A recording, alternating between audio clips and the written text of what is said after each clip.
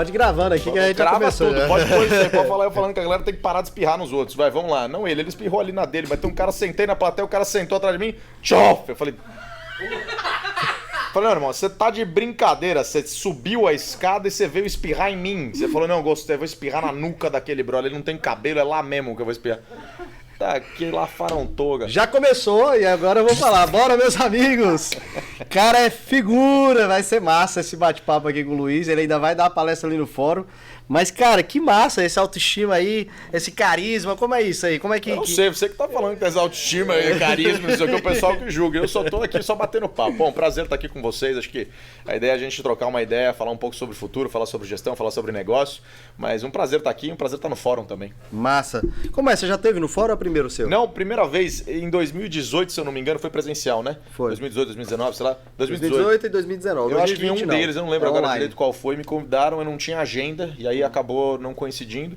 E agora sim, então que Primeira bom. vez. Primeira vez. Muita expectativa aí, né? O teatro aí tá lotado, 1.500 lotado. pessoas. Impressionante, o pessoal super animado, todo mundo, e, sabe, apoiando os palestrantes e aplaudindo enquanto rola a palestra. Tipo, muito legal, assim, um clima meio Disney on Ice, só que do empreendedorismo. Ele chama até de Rock in Rio do empreendedorismo aqui. Melhor que o Disney on Ice. Então, Tem esse tempo. Quem falou foi... Acho que foi Kaique, né?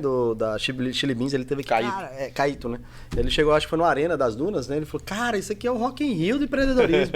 Aí pegaram e botaram isso na arte aí, no marketing e tudo. Mas fala um pouco da sua empresa, dessa parte aí, que você tava conversando comigo, um pouco para o pessoal entender o Luiz aí. cara, hoje eu tô à frente da AIO. A AIO é um ecossistema de educação, um ecossistema de transformação. O pessoal gosta de transformação digital, mas basicamente a gente ajuda organizações muitas muito grandes e outras médias e tal, a se capacitar, a se prepararem para o futuro, que a gente gosta de chamar de dar longevidade para a relevância dessas organizações. Então, basicamente, como é que elas podem se manter, ter a mesma relevância ou comprar relevância futura, como é que elas podem aumentar, como é que elas podem conquistar isso num ambiente de muita mudança, né, de muita quebra, de peças se mexendo muito fortemente no tabuleiro, e a pandemia traz isso mais claro, de uma maneira mais transversal, mas já acontecia em várias verticais, se tornou uma demanda muito grande, né? Então, hoje o que a gente tem feito é isso, atuado aí com empresas de diversos segmentos, telecom, a gente atua várias, porque é um segmento que tem sido muito transformado, montadoras de veículos, construção civil, enfim, e por aí vai. Então tem sido um desafio bem interessante. Vocês atendem Brasil todo ou tem uma região? Cara, a gente atende Brasil todo e a gente acaba atuando aí, a gente atua até com governos, né, que é curioso, porque a gente analisa sempre o governo como uma coisa, qualquer tipo de ente governamental, municipal, federal ou estadual,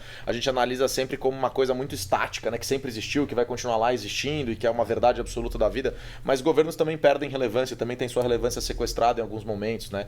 Basta ver a importância dessa reunião de recursos no passado e como ela é feita hoje, né? Em perspectiva, a gente geralmente perde relevância no longo prazo se a gente não se movimenta, e isso também acontece com entes governamentais. Então, isso tudo para dizer que a gente atua nacionalmente e é isso. Massa. E até o Luiz de hoje, né? Mas você até chegar o Luiz de hoje, como é que foi essa jornada sua no empreendedorismo? Cara, foi uma jornada com solavancos, obviamente, né? Porrada, muita porrada. O empreendedorismo sempre dá certo, você começa, as coisas funcionam, nota fiscal caindo do telhado, é maravilhoso. Não, sempre dá muito errado, né? Eu não vou alongar no todo, porque eu acho que é muito improdutivo contar a história de gente, tem tudo online, mas basicamente eu comecei formado em Direito, indo para uma área muito diferente, e aí fui puxado para uma área de negócios, tive agência, tive startup, fui de fundos de investimento, já passei até pelo governo do estado de São Paulo também, fiquei um ano dentro da Secretaria de Desenvolvimento Econômico. Que merda, hein? Foi uma... mas aí que tá, não, mas eu fui pela curva de aprendizado, saca? Eu falei, cara, eu já tive empresa, já falei empresa, já vendi empresa, já deu certo, já deu errado, já tive empresa maior, empresa menor. E aí eu tava vendo o que eu ia fazer depois de uma startup que a gente meio deu certo, meio falhou, como a maioria delas. De que? Só pra curiosidade. Sharing de vagas de estacionamentos. Então, meio que um Airbnb para estacionamentos. Caramba. Eu odeio explicar assim, mas é rápido e... É, mais rápido. Mas é bacana mesmo, a ideia é massa. A ideia é interessante, inclusive a demanda continua, a dor continua. A verdade é que tem muito problema de tecnologia, a gente desenvolveu uma, a responsabilidade recai sobre mim, mas a gente foi muito bem em negócios, a gente se conectou muito bem com montadoras, com seguradoras e etc. Mas na parte de tecnologia a gente demorava para entregar. E aí isso foi fazendo com que os sócios ficassem meio exauridos com o tempo e tal. Então a gente teve captamos investimento, etc. A gente fez a jornada certinha, a gente falhou na tecnologia, e aí com o tempo a gente teve a oportunidade de dar vazão para esse negócio para frente. Então depois disso eu fiquei falando, cara, o que eu faço agora? E tava numa ideia de, pô, vou viajar, vou ficar morando um tempo fora, em algum lugar, me conectando, tava vendo Singapura, tava vendo São Francisco e tal, e de repente apareceu essa oportunidade para o governo do estado de São Paulo, para desenvolver um hub de inovação dentro do governo do estado. E eu sempre acho... Já era o João Dória, Era no final do mandato do França, que ficou um período bem curto, e aí depois entrou o Dória. E a verdade é que eu sempre enxerguei o Estado como uma coisa gigantesca, né? Nababesca, que meio que nos arrasta e tal, e tá no meio do caminho. Eu sou libertário e liberal do ponto de vista da economia, então na verdade quando eu olho isso eu falo, cara, olha o tamanho disso. Mas o impacto que a gente pode ter quando a gente simplesmente tira o Estado da frente, assim, os empreendedores conseguirem ver os dados e poderem atacar aqueles problemas. Então a gente baseou em alguns pilares e principalmente abrir dados, quais todos os dados que a gente puder abrir, e de outro lado como é que a gente pode facilitar para que esses empreendedores possam navegar nisso, né? E eu fui com uma expectativa de que fosse ser muito ruim. Vai ter um monte de vagabundo, vai querer não sei o quê. E a verdade é que eu encontrei muita gente boa. Porque a gente tem essa pecha, né? A gente tem isso. Muita gente boa, muita gente hiper capacitada, um pouco resignados. E muito espaço para produzir, né? Mas muitos interesses diferentes, legítimos inclusive, mas muitos interesses diferentes puxando para todos os lados, etc. E foi um desafio interessante, a curva de aprendizado muito grande. Eu, felizmente, há algum tempo tenho escolhas profissionais baseadas especialmente na curva de aprendizado que eu posso ter, né? Então, qual é o tamanho da curva que eu posso ter aprendendo com aquilo, quem que eu posso me conectar, qual é o tamanho do impacto que a gente pode fazer e também o quão divertido pode ser esse negócio, né? E aí isso checava essas caixas todas. Então, teve isso, e aí mais pra frente começou a ter um envolvimento muito grande com a educação. Eu tenho um MBA rodando no Brasil hoje, chama Disruptive MBA. A gente está em várias cidades pelo país, e agora retomando também a parte presencial. A gente foi para online, naturalmente, por causa da pandemia. E aí com a EIO à frente. Além disso, faço umas outras coisas aí em paralelo. Sou professor da Dom Cabral, hoje eu na cadeira de Futuro e Inovação. Dou aula também em alguns outros lugares, além do Disruptive, enfim. E aí, por aí vai, mas isso é o que eu faço, e foi isso que me trouxe até aqui. Vai assim, resumindo... 14 anos, sei lá, em minutos. Em 3 minutos, é mais ou menos isso. Quer dizer que você é professor, e como é em sala de aula? A gente tava brincando aqui, eu vi que você tem esse lado bem humorístico, assim, né? Você tem essa brincadeira bem fácil, assim, no DNA. Você que fala, eu sou super sério. Conversa... É o jeitinho tudo de falar. É isso que eu quero saber. Você vai lá dar aula na Dom Cabral, os meninos tudo lá de Nova Lima, bonito demais, Minas Gerais, coisa, tudo, pão de queijo pra todo lado, queijo da Serra da Canastra, nu. Não, cara, eu gosto, a gente tem assuntos quando a gente tá falando de transformação. Transformação é um negócio que no final do dia é um pouco desagradável, né? O ser humano, no final, a gente não gosta de transformação. Eu que falo disso, sinto que se alguém vier aqui quiser me tirar dessa cadeira, eu vou ficar desconfortável. A gente não gosta de transformação. Mas a gente precisa trabalhar com isso. Então, acho que quando a gente vai falar disso, o tema é meio pesado. E se a gente puder trazer um pouco de... É um pouco do meu jeito, não é que eu faço de propósito, mas se a gente puder trazer um pouco de flexibilidade, trazer um negócio um pouco mais leve, aí o humor acaba sendo um artifício importante para isso, né? Eu adoro dar aula, cara. É o lugar onde, como diz o Buzzarello, não sei se sabe quem é o Buzzarello. Buzzarello foi vice-presidente da Tecnisa durante muito tempo de transformação, professor da ESPM, foi meu professor também. E o Buzz, ele fala um negócio, cara, que é onde a gente vai para abastecer a alma. E é a melhor definição do mundo para lecionar, né? É realmente uma coisa muito prazerosa. Então, naturalmente não é a maior receita, naturalmente não é o que traz o melhor retorno, pelo menos do ponto de vista financeiro, mas é o que traz o melhor retorno, vamos dizer, de alma, assim, sabe? De inspiração. Sim. Então, eu adoro dar aula, é uma das coisas que eu mais gosto de fazer. E aí a oportunidade de juntar isso com a questão de levar para as empresas uma possibilidade deles darem relevância para o que eles fazem e com isso manter empregos, e no final do dia a gente está falando de uma manutenção da economia ou de um crescimento da economia, uma vida melhor para todos, é muito poderoso, né? Então é uma intersecção gostosa aí. É combustível para você, né, Luiz? Mas aí, cara, quando a empresa te procura a sua empresa lá, você... Tem um crivo, deve ter com certeza, mas eu queria entender assim, até as negativas. Essa empresa eu acho que não está no momento para a gente fazer um trabalho. A gente atende tudo, a gente é mercenário, não.